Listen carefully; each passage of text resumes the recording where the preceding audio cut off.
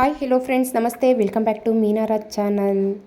ಇದು ನಿನ್ನೆದೇ continuation blog ಆಗಿರುತ್ತೆ. ಸೊ ನನಗಂತೂ ಎತ್ತಿನ ಗಾಡಿ ನೋಡ್ಬಿಟ್ಟು ತುಂಬಾ ಖುಷಿ ಆಯಿತು. ತುಂಬ ದಿನದ ಹಿಂದೆ ಚಿಕ್ಕ ಹುಡುಗಿಲಿ ಹೋಗ್ತಾ ಇದ್ದಿದ್ದು ನಾನು ಎತ್ತಿನ ಗಾಡೀಲಿ. ನನಗಂತೂ ಒಂದು ಸತಿ ಆದರೂ ಎತ್ತಿನ ಗಾಡೀಲಿ ಹೋಗ್ಬೇಕು ಅನ್ನೋ ಆಸೆ ಆಗ್ತಿದೆ. ಖಂಡಿತ ಆ ಆಸೆನ ನೆರವೇರಿಸ್ಕೊಳ್ತೀನಿ. ಎಲ್ಲ ದೇವಸ್ಥಾನದಲ್ಲೂ ಪೂಜೆ ಮುಗಿಸ್ಕೊಂಡು ನಾವಿವಾಗ ನೇರಳೆ ಮರದ ಹತ್ರ ಬಂದಿದ್ದೀವಿ. ನಾವು ಇದರಲ್ಲೇ ನಮ್ಮ ದೇವ್ರನ್ನ ಸಹ ನಾವು ಕಾಣೋದು. ನಾನು ಇಲ್ಲಿ ಬರ್ತಾ ಇರೋದು ಫಸ್ಟ್ ಟೈಮೇ. ನಾವು ಬಂದಾಗೆಲ್ಲ ದೇವಸ್ಥಾನದಲ್ಲಿ ಪೂಜೆ ಮಾಡಿಸ್ಕೊಂಡು ಹಾಗೆ ಹೋಗ್ತಾ ಇದ್ವಿ. ನಾನು ಇಲ್ಲಿ ಬರಬೇಕು ಅನ್ನೋದು ತುಂಬ ದಿನದ ಆಸೆ ಆಗಿತ್ತು. ಖಂಡಿತ ಇವತ್ತು ನನಗೆ ಈ ಆಸೆ ನೆರವೇರ್ತು. ಈ ಮರದ ವಿಶೇಷತೆ ಏನಂತ ಅನ್ನೋದಾದರೆ, ಇಲ್ಲಿ ಇವಾಗಲೂ ಸಹ ಪವಾಡ ನಡೆಯುತ್ತೆ ಅಂತ ಹೇಳ್ತಾರೆ. ವರ್ಷಕ್ಕೆ ಒಂದು ಸತಿ ಜಾತ್ರೆ ನಡೆಯೋ ಟೈಮಲ್ಲಿ ಪುರೋಹಿತರು ಬಂದು ಒಂದು ಕಲ್ಲು ನೀರು ಕರಗೋ ಟೈಮಲ್ಲಿ 3 ಗಂಟೆ ರಾತ್ರಿಯಲ್ಲಿ ಬಂದು ಆ ಮರದು ಏನು ಕೊಂಬೆಗಳಂತ ಹೇಳ್ತೀವಲ್ಲ ಅದನ್ನು ಕಡಿದ್ಬಿಟ್ಟು ಹೋಗ್ತಾರಂತೆ. ಆ ಟೈಮಲ್ಲಿ ನೆಕ್ಸ್ಟ್ ಮಾರನೇ ದಿನ ದೇವ್ರನ್ನ ಮೆರವಣಿಗೆಗೆ ಅಂತ ಇಲ್ಲಿ ಕರ್ಕೊಂಬಂದಾಗ ಮತ್ತೆ ಒಂದೇ ದಿನಕ್ಕೆ ಚಿಗುರು ಹೊಡೆದಿರುತ್ತೆ. ಸೊ 24 ಅವರ್ಸು ಆಗಿರೋದಿಲ್ಲ, ಸಮಥಿಂಗ್ ಇನ್ನೂ ಕಮ್ಮಿನೇ ಟೈಮ್ ಇರುತ್ತೆ. ಆ ಟೈಮ್ ಅಷ್ಟರಲ್ಲಿ ಚಿಗುರು ಹೊಡೆದಿರುತ್ತೆ. ಇಲ್ಲಿ ಬಂದು ಇದು ದೇವ್ರದ್ದು ಮೂರ್ತಿ ಅಂತ ಕಲ್ಲು ಪೂಜ್ಕೊಂಡಿದ್ದಾರೆ. ಇಲ್ಲಿ ಸಣ್ಣ ಸಣ್ಣದು 7 ಕಲ್ಲುಗಳಿದೆ. ಅಂದರೆ 7 ಶಕ್ತಿಗಳು, 7 ದೇವಮಾನೆಗಳು ಇಲ್ಲಿದ್ದಾರೆ, ಅಕ್ಕ ತಂಗಿದಿರು ಅಂತ ಹೇಳ್ತಾರೆ. ಇದ್ರ ಬಗ್ಗೆ ಪುರೋಹಿತರು ಕೇಳಿದಾಗ ಹೇಳ್ತಾ ಇದ್ರು, ಆದರೆ ಅವ್ರು ತುಂಬ ಸ್ಲೋ ಆಗಿ ಹೇಳ್ತಾ ಇದ್ರು. ನಂಗೆ ತುಂಬ ಟೈಮ್ ಸಾಕಾಗ್ತಿರ್ಲಿಲ್ಲ. ಅಲ್ಲಿ ಪೂಜೆ ನಡೀತಾ ಇತ್ತು. ಪುರೋಹಿತರು ತುಂಬ ಟೈಮ್ ಬೇಕಮ್ಮ ಇದ್ರ ಬಗ್ಗೆ ಹೇಳೋದಕ್ಕೆ ಅಂದ್ಬಿಟ್ಟು ಶಾರ್ಟಾಗಿ ಹೇಳಿದ್ರು. ಮತ್ತು ಅಲ್ಲಿ ತುಂಬ ಸೌಂಡ್ ಇದ್ದಿದ್ದರಿಂದ ಅವ್ರ ವಾಯ್ಸು ಕ್ಲಿಯರಾಗಿ ಕೇಳಿಸ್ತಾ ಇರಲಿಲ್ಲ. ಆ ಕಾರಣಕ್ಕೆ ನಾನು ಅವ್ರ ವಾಯ್ಸ್ನ ಮ್ಯೂಟ್ ಮಾಡಿ ನಾನು ಹೊಸ ವಾಯ್ಸ್ನ ಕೊಡ್ತಾ ಇದ್ದೀನಿ.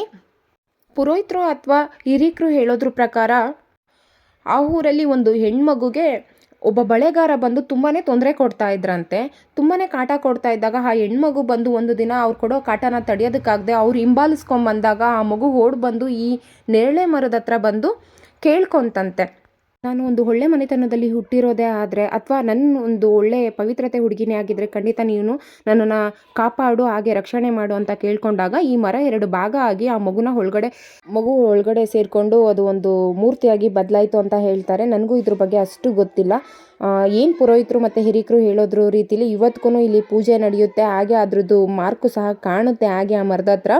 ಇವತ್ತಿಗೂ ಬಂದು ಆ ಮರನ ನಾವು ದೇವ್ರ ರೂಪದಲ್ಲೇ ನೋಡ್ತೀವಿ. ಆ ಕಾರಣಕ್ಕೆ ನಾವು ಈ ಮರನ ನಾವೇನು ಒಲೆಗೆ ಅಥವಾ ಎಂತಕ್ಕೂ ನಾವು ಇದ್ರ ಸೌದೆನ ಬಳಸೋದಿಲ್ಲ. ನೇರಳೆ ಮರನ ನಾವು ಒಂದು ದೇವಿ ಅಂದ್ಕೊಂಡೇ ಪೂಜೆ ಮಾಡ್ತೀವಿ. ಇಲ್ಲಿ ಪೂಜೆ ಸ್ಟಾರ್ಟ್ ಆಗಿದ್ದು ಯಾವಾಗ ಮತ್ತು ಇಲ್ಲಿ ದೇವ್ರು ಇದೆ ಅಂತ ಗೊತ್ತಾಗಿದ್ದು ಯಾವಾಗ ಅನ್ನೋದಾದರೆ, ಮುಸ್ಲಿಂ ರಾಜ ಬಂದು ಇಲ್ಲಿ ವಿಶ್ರಾಂತಿ ತಗೊಳ್ಳುವಾಗ ಒಂದು ನೊಂದಿರೋ ಆ ಮುಸ್ಲಿಂ ರಾಜ ವಿಶ್ರಾಂತಿ ತಗೊಳ್ಳುವಾಗ ಆ ಟೈಮಲ್ಲಿ ಬಂದು ಒಂದು ಅದನ್ನ ನಾವು ಸೌಂಡ್ ರೀತಿಲಿ ಬಂದು ಮೆರವಣಿಗೆ ಟೈಮಲ್ಲಿ ನೋಡಿದ್ರೆ ಒಳ್ಳೇದು ಮಾಡ್ತೀನಿ, ನನಗೊಂದು ಶಕ್ತಿ ರೂಪದಲ್ಲಿ ಸಮಾಧಾನ ಕಾಪಾಡ್ತೀನಿ, ಒಂದು ದೇವಸ್ಥಾನನ ನಿರ್ಮಾಣ ಮಾಡಿಕೊಡಿ ಅಂತ ಕೇಳಿದಾಗ ಆ ಮುಸ್ಲಿಂ ರಾಜ ಬಂದು ನಂಬದೇ ಇದ್ದಾಗ ಅವರು ಅಲ್ಲಿ ಬಿದ್ದಿರೋಂಥ ಒಂದು ಒಣಗೋಗಿರೋ ಹುಲ್ಕಡ್ಡಿನ ಅಥವಾ ಜೋಳದ ಕಡ್ಡಿನ ಬೆಳಗ್ಗೆ ಆಗೋ ಅಷ್ಟೊತ್ತಿಗೆ ಅದು ಚಿಗುರು ಹೊಡೆಯುತ್ತೆ ಅಂತ ಹೇಳ್ತಾ ಇರ್ತಾರೆ. ಆ ಕಾರಣಕ್ಕೆ ಅವರು ಅದೇ ರೀತಿ ಮಾಡಿದಾಗ ಬೆಳಗ್ಗೆ ಅಷ್ಟರೊಳಗೆ ಅದು ಒಣಗೋಗಿರೋ ಕಡ್ಡಿ ಹಸಿರಾಗಿ ಚಿಗುರು ಹೊಡೆದಿತ್ತಂತೆ. ಆ ಕಾರಣದಿಂದ ಅವರಿಗೆ ನಂಬಿಕೆ ಪೂಜೆ ಪ್ರಾರಂಭನ ಮಾಡಿದ್ದು ಇಲ್ಲಿಂದ ಒಂದು 2-3 ಕಿಲೋಮೀಟರ್ ಆಚೆಯಲ್ಲಿ ದೇವಸ್ಥಾನ ಕಟ್ಟಿಸ್ಕೊಟ್ಟಿದ್ದಾರೆ. ಅದೇ ಮೂಗೂರು ತ್ರಿಪುರ ಸುಂದರಿ ದೇವಸ್ಥಾನ.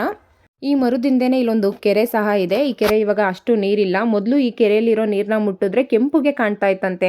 ಆ ಎಮ್ಮ ಕೈ ಏಟದಾಗೆಲ್ಲ ಕೆರೆಯಲ್ಲಿ ನೀರು ಹೆಜ್ಜಿದಾಗ ಕೈ ತೊಳ್ಕೊಂಡಾಗ ಅದು ಆಗಿರೋ ಅಂಥ ರಕ್ತದ ಕಲೆ ಇವಾಗಲೂ ಅಲ್ಲಿರೋ ನೀರನ್ನ ಮುಟ್ಟಿದ್ರೆ ಕೆಂಪುಗೆ ಕಾಣುತ್ತೆ ಅಂತ ಹೇಳ್ತಾರೆ. ಬಟ್ ಇವಾಗ ನೀರು ಖಾಲಿ ಆಗಿಬಿಟ್ಟಿದೆ. ಇಲ್ಲ ಅಷ್ಟು ಹುಲ್ಲೆಲ್ಲ ಬೆಳ್ಕೊಂಡ್ಬಿಟ್ಟಿದೆ. ಫೈನಲಿ ಇದು ನಮ್ಮ ತಾಯಿ ಮನೆ ದೇವರ ಕತೆ.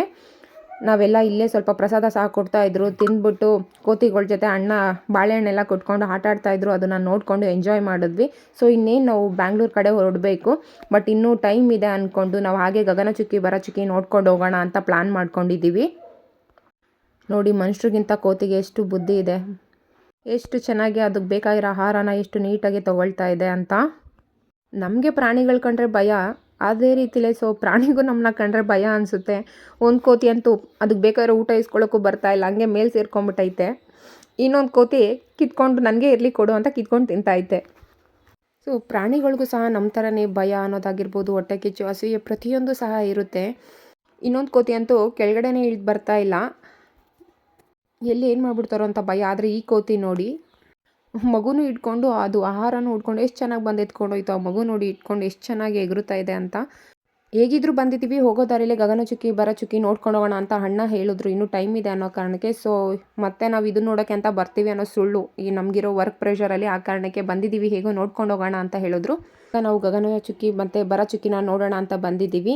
ತುಂಬಾ ಚೆನ್ನಾಗಿತ್ತು, ನೋಡೋದಕ್ಕಂತೂ ತುಂಬ ಖುಷಿ ಆಗ್ತಿತ್ತು, ಯಾಕಂದರೆ ನೀರು ತುಂಬ ತುಂಬಿದಾಗ ನೋಡೋದೇ ಒಂದು ಮಜಾ.